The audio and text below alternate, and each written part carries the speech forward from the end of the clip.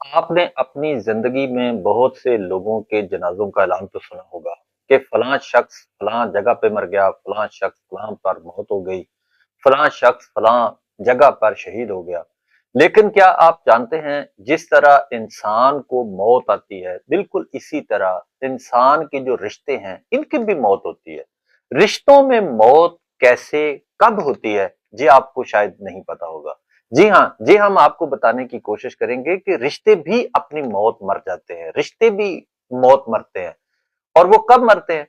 जब 2 लोग आपस में ताल्लुक रखते हैं और जब उनमें से एक को पता चले कि आपको सिर्फ इस्तेमाल किया गया है और ये पता चल जाए कि बीच रास्ते के आपको छोड़ भी दिया जाएगा।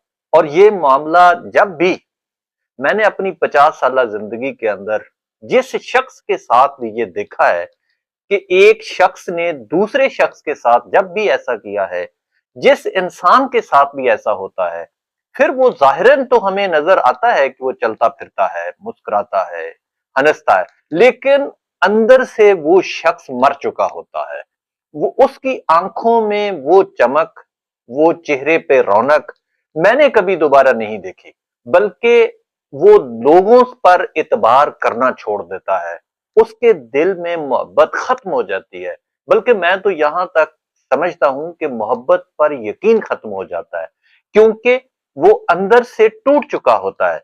यही वजह है, आप सिर्फ ये ना समझें कि लोग मरते हैं। एक इज़राइल जो है वो आपकी रूह कब्ज़ करता है या आपके रिश्तेदार रहबाब दोस्त की, बल्कि मैं समझता हूँ कि इंसानों के दरमियान तल्लुकात जिसे हम रिश्ता कहते हैं, रिश्तों को भी मौत होती है। आप इस रिश्तों की मौत को मौत देने से बचें। ऐसा किसी का भी साथ ऐसा ना करें कि आप किसी के रिश्ते को मौत दे दें। इससे इंसानों के अंदर एक नफरत पैदा होती है, मोहब्बत खत्म होती है और इंसान अंदर से टूट जाता है।